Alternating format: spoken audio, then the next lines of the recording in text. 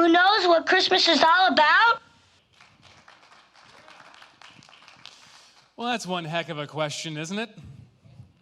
Like, does anybody actually know what Christmas is all about? That's been like the question since 1965. That's when that thing came out. Some of you just realize you're a lot younger than you thought you were. But every year, it's been like 56 years, give or take, since that came out.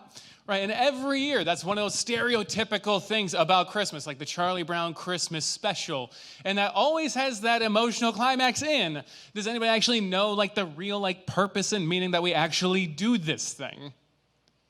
Which is a phenomenal question to ask today because Christmas was yesterday. And so it's still fresh. It's still fresh in our minds. See, because depending on how the last month has gone for you, right, whatever like you were hoping for either happened or didn't yesterday, right? Because we have all these Hallmark movies. We have all of our expectations. We all have our Christmas shopping that was hopefully done more than 2 days ago, right? And those kind of things that you were prepared for to be able to do. Like everything was built into that moment that came yesterday. And so if what your hopes were resting on was something good, you have that relief and excitement. It's like, Christmas. But if it was something that you're like maybe a little spotty on, you got to yesterday and it was like, oh, that didn't feel superb.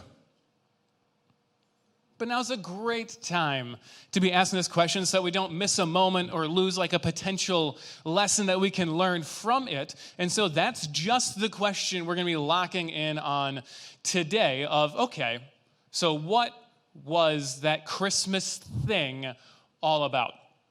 I will give you a heads up. We're going to do things differently this morning.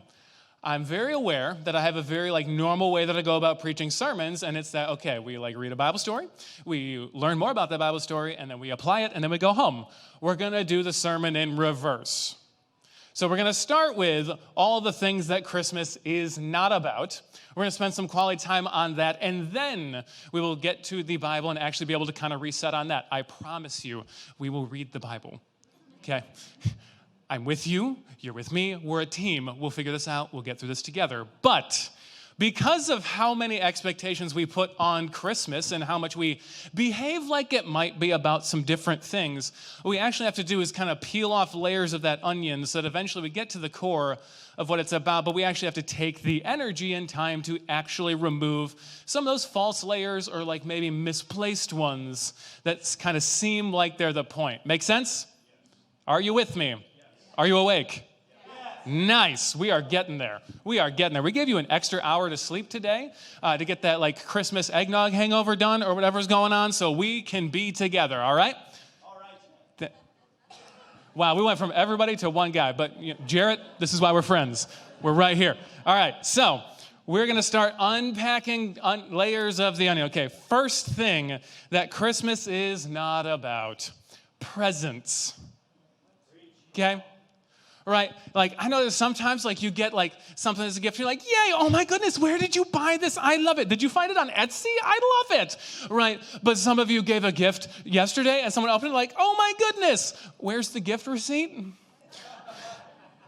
Like, some of you will have a bunch of stuff in the car right now because after service, you're going to head on down to the Amazon return spot to maybe give away a gift that you didn't actually want, but that someone bought you and you pretended you liked, right? Thank goodness that is not what Christmas is about. But we live in America, and we have this little cultural thing that we do, which is we associate our happiness with the things we can buy ourselves or other people. Right, whatever money can buy, that's the point. That's what we're going for. That's what the hustle of all of life is about anyway. And then eventually we retire and lay on a beach somewhere, maybe. We're in Michigan, so we all go to Florida, apparently. Like, that's the Michigan dream, right? Make enough money to move to Florida. But did you know that there's actually a cap on how much happiness money can buy you? So psychologically, we've actually researched it. Did you know that if your salary, wages, whatever you make in a given year is over $70,000, it no longer affects your mood? Yep. So that's basically enough to take care of your needs, like, okay, shelter, food, yes, internet, Netflix, a few other things, get a couple of wants in there, like a nice vacation every year. But then after that, any more money that you make doesn't actually affect your mood. Now, the study's a little bit older, so if we adjust for inflation, it's only about like 80 grand. Some of y'all work at Whirlpool or in different professions where that's entry-level money. Yeah, after entry-level, your happiness isn't going to go up just because of your salary. Some of us who have never made that much money are like, I would love that if that were entry-level. But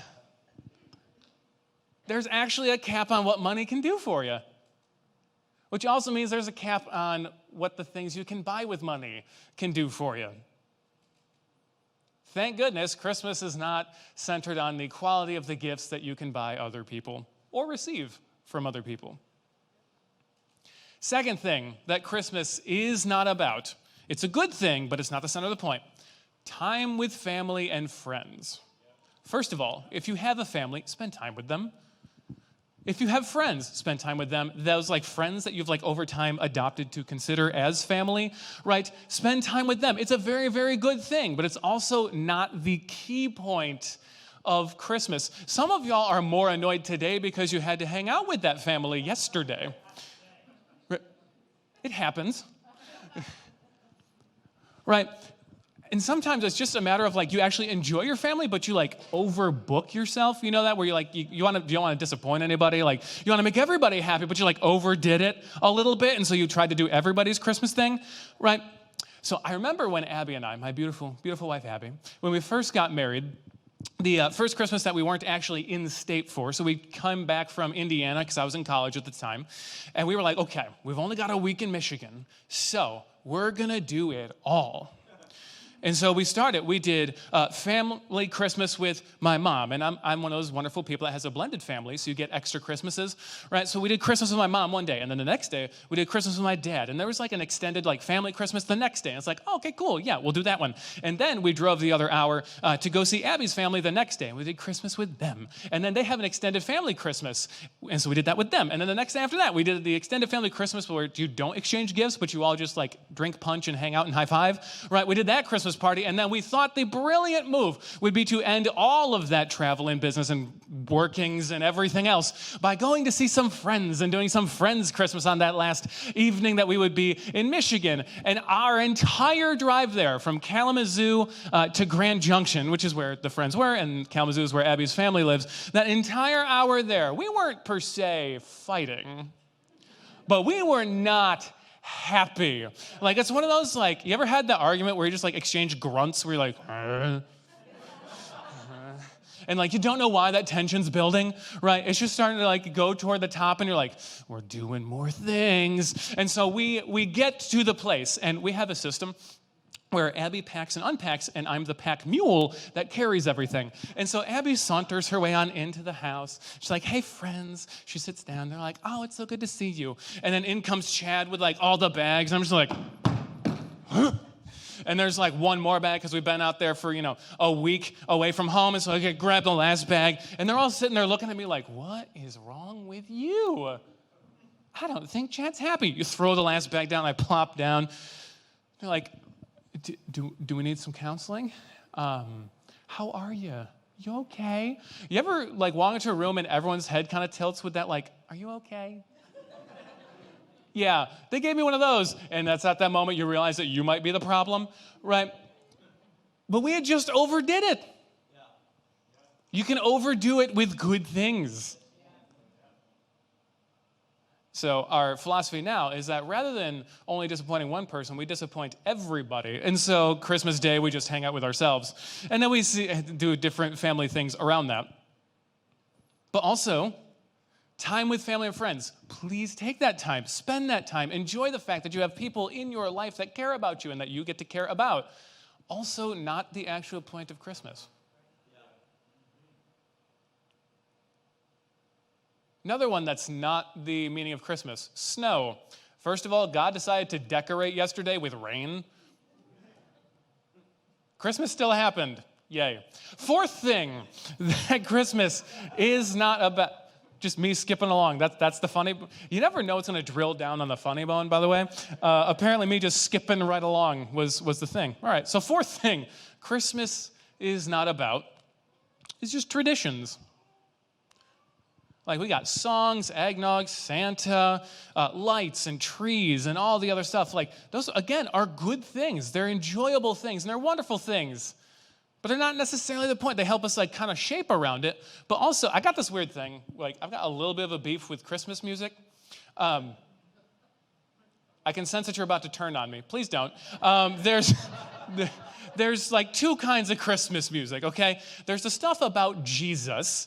Love that. That's great. We can work with that. Just 24th and 25th of December, no other day of the year. But those songs like can work with that. Like O Come, Emmanuel is one of the most theologically rich songs ever, especially like locking in with that actual like moment leading into the first like Christmas when Jesus was actually born. Like, ooh, that's good, right? I'm on board with that. But then there's some other songs like chestnuts roasting on an open fire. I don't know how many of y'all have done that. Also, I can barely picture what a chestnut is. And it doesn't really make a lot of sense to me. And there's like those weird like tradition-y songs, like that's weird. Also, can we talk about Santa Claus briefly? Here's what we tell children to get them to behave. All right, Junia. There's an old guy somewhere. You've never met him. You'll never see him. It's fine. He stares at you when you're awake and when you're asleep. Also, he's judging you a lot. And if you do a good job, which is kind of a flexible point and we're not really 100% sure on, he'll bring you coal or a gift. Can we honestly say that that's weird? Okay, we on board with the fact that that's a little bizarre, that we tell children that there's some stranger staring at them 24/7. But also, like the original St. Nick, great guy. So Santa Claus was based on St. Nicholas, who was the Bishop of Myra. It's a place in Turkey a long time ago. Super generous dude. But by the way, do you know the story of like the real St. Nick, by the way? No? Well, let me tell you. This is amazing. So, by the way, this is church history. This is the history of us with some people that are very important. So, Nicholas was the Bishop of Myra, which is a place in like southwestern-ish Turkey, modern day.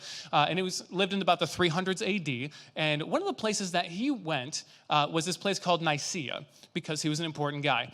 Leading up to that, he was a super generous dude, helped like widows and orphans, also helped kings and armies, like everybody, super generous, which is why we like give gifts around anything to do with this guy, because he was a generous dude. Also had a bit of a temper.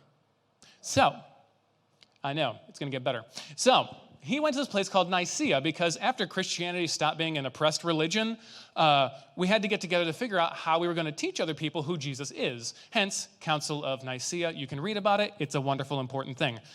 But they got all the bishops and teachers and everyone they could find together that actually was pretty good about teaching this Jesus thing. And they got them all together. There's about 300 or so of them.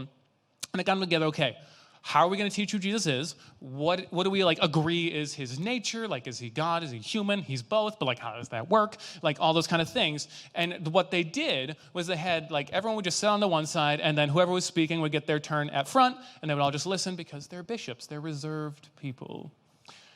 Everything was going swimmingly right up until this guy named Arius got his turn on the floor. Now, Arius is what we call a heretic.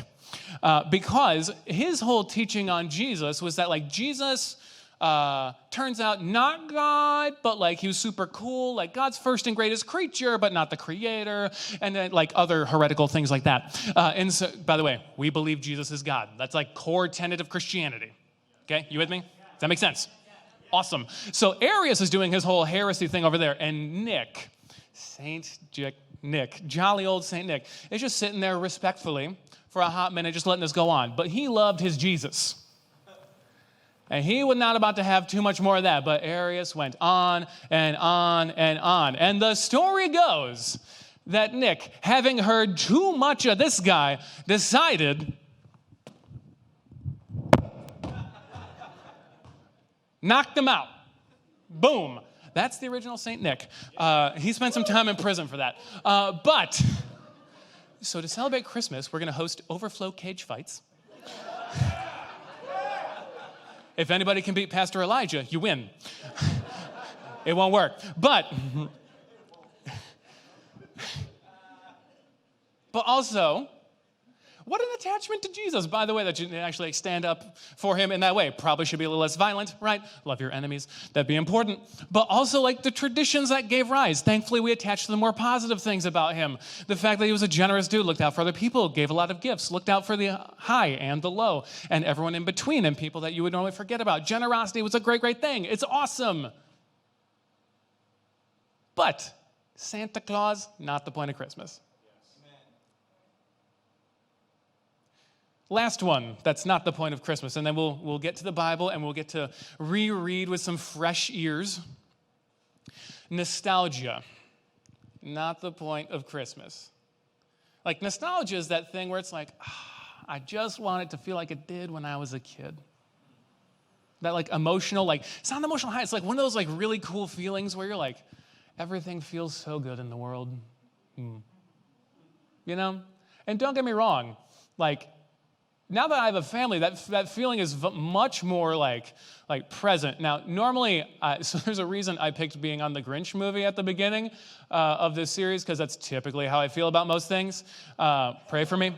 But like we took like Junia and the girls, like we got them in the stroller and we pushed them through the light up the bluffs, like with all those arches and the cool lights and stuff. And like, I'm not gonna lie to y'all, it's a great thing when like we're going through those like arches and Junia's like, wow, lights. It's like, yes, it does look great. And then like on the inside, it's like those warm fuzzies where it's like, yay, the world is good. Woo! But also, nostalgia is a little bit too me-centered to be the actual reason that we go through this whole Christmas season. Again, not a bad thing. It's a good thing. If you have moments in your life where it's like, oh, the world is good, cherish those.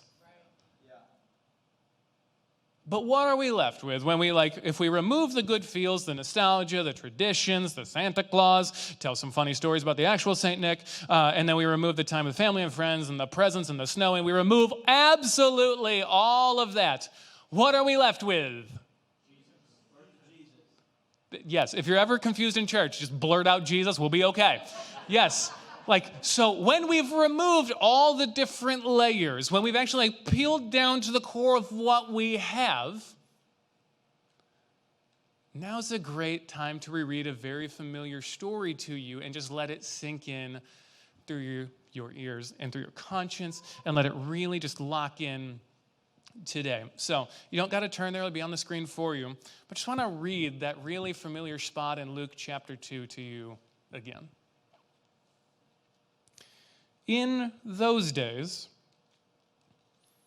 Caesar Augustus issued a decree that a census should be taken of the entire Roman world. This was the first census that took place while Quirinius was governor of Syria. And everyone went to their town to register. So Joseph also went up to the town of Nazareth in Galilee, to Judea, to Bethlehem, the town of David, because he belonged to the house and line of David. He went there to register with Mary, who was pledged to be married to him and was expecting a child. While they were there, the time came for the baby to be born, and she gave birth to her firstborn, a son. She wrapped him in clothes and placed him in a manger because there was no guest room available for them. You've probably heard that story hundreds of times if you grew up around the church.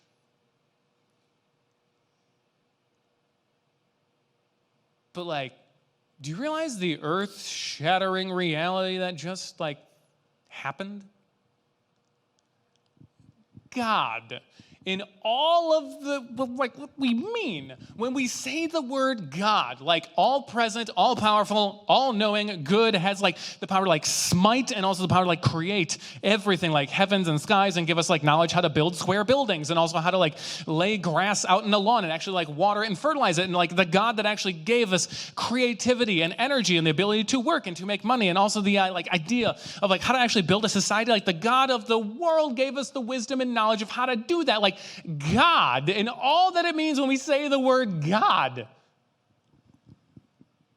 became a baby. Right, that name Emmanuel, God with us, that's the thing. Christmas, at its core, is about Jesus, but even more specifically, Christmas is a time to reflect on when God became human.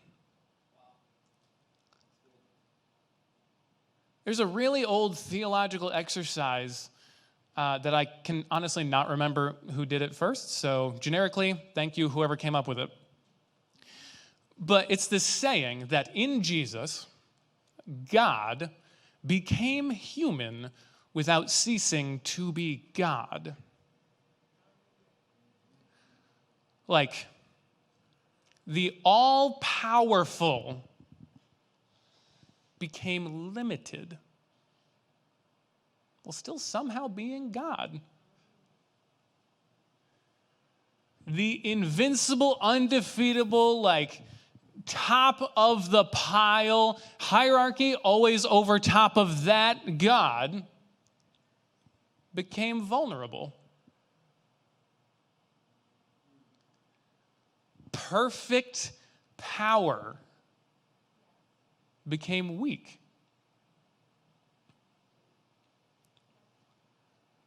The God of the universe got fragile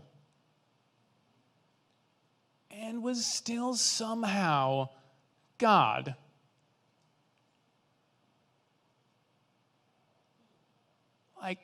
We could spend hours and hours and hours trying to unpack all of that, which I encourage you. You have the rest of the day. Go ahead. It would be worth the time. But above all of that, as our minds are barely handling the idea of God and human in two natures, one person, all of those things, the fact that this in Jesus, somehow God and humanity are together, as we're trying to unpack that, there's a really, really simple application for us. What do we do with this? Why on earth does that matter? Really basic application. Just take Jesus home with you. That's it. Right? Mary literally had to do that because she gave birth to a baby. And y'all know, if you've had kids, when you leave the hospital, oh, this has come home with me. Right? I don't know why all the parents just laughed right there. Yeah, it's an earth-shattering reality. Yeah, I feel the same way. But we can take Jesus home with us, right? Because God crossed the incredible gap between heaven and earth, we can make the leap from Sunday to Monday. Okay. Right? So just take Jesus home with you. What if Jesus' Emmanuel, God with us moment was in your shoes? What would he do with that? If Jesus had the same job that you do, what would he do with that? If Jesus was, with you, because he is, how would he go about dealing with life? So, for example, when you're going to the Amazon return spot, it's at Kohl's here in town, to get rid of gifts that you really did not want, that someone else bought you, how would Jesus wait in line? Right? Or when you got to the front, because everyone else has been angry at the customer service worker because it took too long to get rid of stuff they didn't want, how would Jesus, interact with that customer service worker? Would you be the bright spot in that day? Or let's say you're actually checking out, because a lot of people do their grocery shopping on Sundays. Let's say you're in the checkout line, and you're kind of unpacking that, but all of us play the same game. When we go to the checkout lines, we're which one's shortest? Which one's shortest? And we send a kid, or if you got someone else with you, you go in that line, I'll go in this one, and we'll figure out which one's shorter. And then you hop over there. What if you just picked a line, stuck in it, and just pleasantly went about your day? Right? Maybe chat up the people in the front behind you, but then also when you get to the cashier, they have to wear a name tag with their actual name on it. So use their name and actually be kind to them and be hey man, how you doing? It's good to see you. But that family time, right? Family time, which is not the point of Christmas, but also is something really, really valuable that you get. Do you pass the garage door test? As in, when everyone else can hear you coming home because the garage door goes up and it's and everyone in the house is aware that you're home, it's oh, Dad's home. Or it's oh, Dad's home, yay! Jesus would pass the garage door test. Do we? Right? how do we go about that? Like with a family time, but also when you get to hang out with them, are you just like kind of like on your phone, or are you actually like engaged with them? Let's talk about hobbies. First of all, in his time on earth, Jesus got accused of being a party animal. So Christians should have a good time. Yay. Awesome. Right? We have the most to celebrate, so we should probably be the happiest people. Right? But also, like, what do you do with your hobbies? First of all, please have one. God gave you breath, lungs, eyeballs, and like hands and the ability to like move around. Have a hobby. Do something you enjoy. Like just do something fun. There's plenty of time to be productive. We're Americans. We're very good at finding that. Don't be lazy, but also like you have time. Have a hobby. Go for a run. Play some board games. Play some video games. Like do something. What do you enjoy? Do you like going like taste testing cakes at a bakery that you're not going to buy? Like do something fun. But what about like work? Okay, that's another good example. Brought it up a couple of times. Now it's a good example. I was having a conversation with somebody this week, and we were just like sitting at Red Coach because it's where we hang out, because we enjoy life. Donuts are enjoyable. Okay, right. So we're sitting at Red Coach, and like the conversation stopped briefly, and he looked at me. He's like, "I had this thought. Yeah, what's up? If a Christian is qualified for the job that they have, and all that means, like they can get there, they have the skill set, things are appropriate, like they got hired into the correct role, all of that. If they're qualified for the job they have, and they're a Christian, there's really not a good reason for them to be bad at it now, is there? No, there's not. As a matter of fact, so again, if we're qualified for the jobs that we have, that's a big if, and we can get there, we've got the transportation, all that kind of stuff. Like if we can reliably go to work, we should at least be adequate at what we're supposed to do, right? Jesus had a job. He was a carpenter or a stonemason, depending on what that meant in the ancient world. We're still not 100% sure. But he did like manual labor with his hands and was apparently good at it. So we should at least be passable at the jobs that we have. But beyond that, this is a lot of like individual-centered, so let's broaden this out a bit. Let's talk about us as an entire unit here as Overflow. Okay? I don't know if y'all realize what kind of influence we have in this area. So there's about 300 or so people that call Overflow home. If you made a map of like St. Joe and Benton Harbor, there's an Overflow person on every 3 or 4 square blocks. Imagine if we all took Jesus home with us. Can you imagine what neighborhoods would be like? First of all, we wouldn't have to have like elderly shut-ins as a problem because someone would be there to go visit them.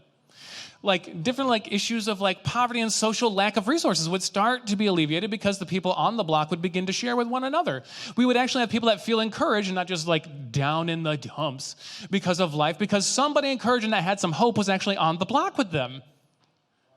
On top of that, like think about like just the different workplaces that we all go to as Overflow people. We got people that work just about every major business around here, but on top of that, we got executives that go to church here. We've got people in Whirlpool that go to church here. We've got people at the hospital that go to church here. We got people in both city governments that go to church here. Can you imagine the effect if in each of those places we all made one more Jesus-honoring decision per week?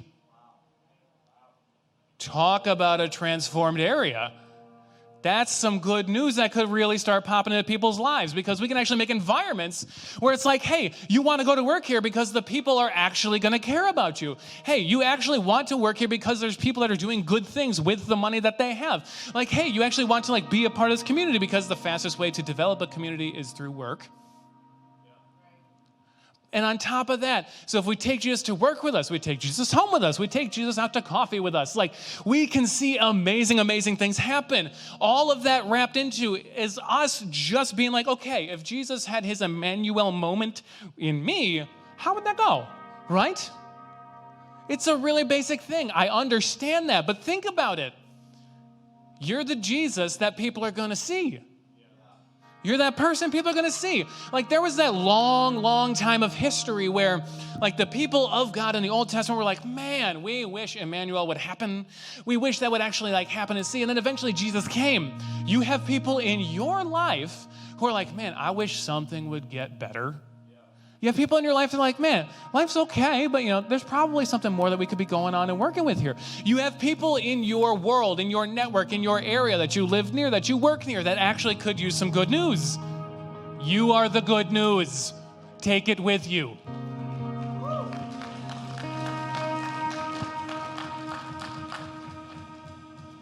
So let's pray along that line, and let's sing along that Emmanuel line. If you want to stand with us, that'd be great. God, thank you for today. Thank you so much for who you are, that you came, that you're here with us, that you are, in every sense of the word, Emmanuel. God, that you are with us, you are for us, you empower us, you give us hope in a future, you give our area a place that it can go. You give hope to things that otherwise would not have hope. You give peace to places that otherwise would not have peace. You develop things toward looking more like the kingdom of God on earth. And so, God, for all of that and for all the opportunities we have, we thank you. We pray these things in the name of Jesus. Amen.